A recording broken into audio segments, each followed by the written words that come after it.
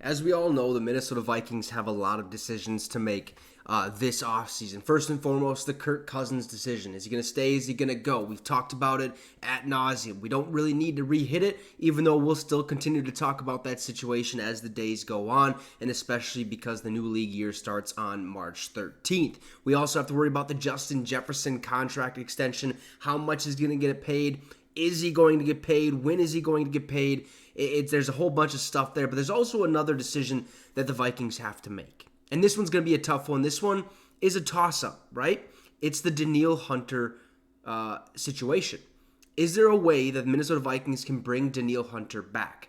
There is, okay? But it also means that if we bring him back, it doesn't seem like Kirk Cousins will be back with the Minnesota Vikings.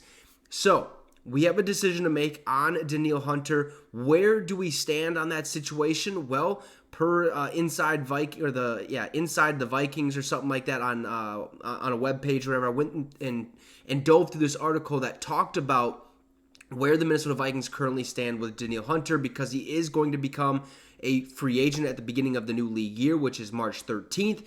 And look, there's going to be a lot of suitors, including one of them that's in our division, the Detroit Lions, who really need some pass rush help alongside Aiden Hutchinson. So let's dive right into it. Where the Minnesota Vikings stand with Danielle Hunter.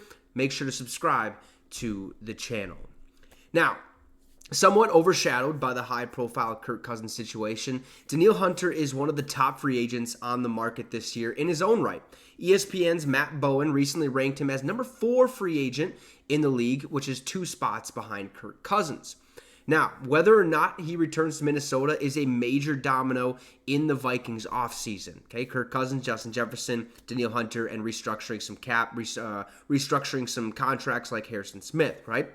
So where do things stand with Hunter? Well, the latest report from ESPN's Dan Graziano is that the Vikings have made an effort, okay, to re-sign him, but it won't be easy. With Josh Allen and Brian Burns both getting the franchise tag this week, Danielle Hunter is clearly, okay, the top edge rusher on the market this spring. That means that there could be significant competition for his services. Here's what Jeremy Fowler of ESPN wrote about Danielle Hunter's situation. It's safe to say teams are expecting Hunter to be in, or at least searching for, a pretty massive price range. Something well north of $20 million per year, which I believe is what he got when he restructured his contract when he was supposed to make like $4 million. They restructured it, gave him a new 1-year contract with no franchise tag clause in there. Basically, it was like $20 million or something like that. I can't remember the exact number off the top of my head, but it was a big contract. Okay, it was massive. All right, so expect somewhere north of $20 million for Danielle Hunter. Now, the Vikings' primary focus to this point has reportedly and understandably been Kirk Cousins' status. Now, if he ends up leaving and signing with the Atlanta Falcons, which seems or looks like a real possibility, the Vikings would theoretically, have more cap room over the next few years to allocate to a player like Danielle Hunter, even with Cousins carrying a $28.5 million dead cap hit this season. But even then, GM Kwesi Adofo-Mensah may not want to outbid all other suitors for an edge rusher who turns 30 in October, okay? Now, the 5-year, $72 million extension Hunter signed way back in 2018 turned out to be extremely team-friendly for the Vikings, a.k.a. why we had to re-sign him to a new deal this past season, because he was only going to make $4 million, okay? That just wasn't enough. But that led to some contract drama and restructures in each of the last 3 offseasons for Danielle Hunter. Okay, we had to make his contract a little bit bigger because we all know he's an absolute monster on the football field, okay? Now, given that he's coming off a career-high 16.5 sack season and his 4th Pro Bowl nod, Danielle Hunter is undoubtedly going to squeeze all that he can out of his first trip to free agency. If there's a team willing to pay him $25 million a year, I'm not sure the Vikings are going to match that, just because we have the Justin Jefferson contract to worry about, and we also have to worry about signing the draft picks and yada yada, okay? We have to extend some other people as well, all right? So, are they going to match it? Most likely, probably not. Now, here's what Kwesi Adofo-Mensah said at the Combine last week. We've obviously had these conversations for the last couple of years, all right? He had a great season, and I don't know that anybody in Minnesota was surprised by that. I definitely wasn't. Okay, I knew that if he stayed healthy, he was going to have at least a 14.5 sack season. And guess what? He had 16.5 sacks. Now, Danielle walks out of bed and is going to sack the quarterback, pressure, impact the game. That's who he is. We'll have fruitful dialogue like we always do. It's not just about this season. It's the next season and all these things. You always got to remember the players have their needs from their standpoint. Okay, and I always respect that. So we'll go to the table and we'll see if we can talk about a way to find a deal to meet in the middle.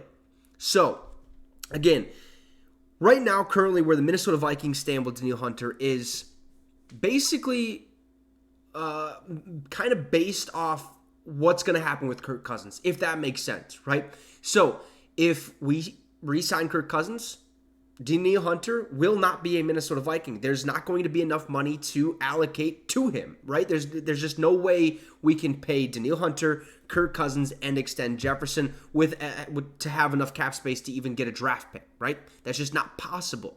But if we don't re-sign Kirk Cousins, we should have enough money. Not sure if we're going to have $20 million worth of money, maybe 18, maybe 17, somewhere around there, which I'm not sure Danielle Hunter's going to want, to potentially re-sign him. Okay, so then he could be on the team if we don't have Kirk Cousins. But even then, it's a little sticky situation because Danielle Hunter is going to be highly sought after. The Detroit Lions, the Jacksonville Jaguars, both those teams were rumored to have offered a trade this past season. There's also going to be other guys out there, other teams out there. They're going to want Danielle Hunter's talents because when he is healthy, when he doesn't get injured, he is a force to be reckoned with on the football field. Plain and simple. The only time he wasn't a force to be reckoned with is when Ed Donatel was our defensive coordinator and had him dropping back in pass coverage. That's not what he does at all. You heard it right there when Kwesi Adofo-Mensah said, he said, Danielle Hunter walks out of bed and is going to sack the quarterback. He's going to pressure the quarterback, and he's going to impact the game. He ain't going to go out in pass coverage and pick off six balls. He ain't going to have 6 interceptions in a season. That's just not what he does. He is a quarterback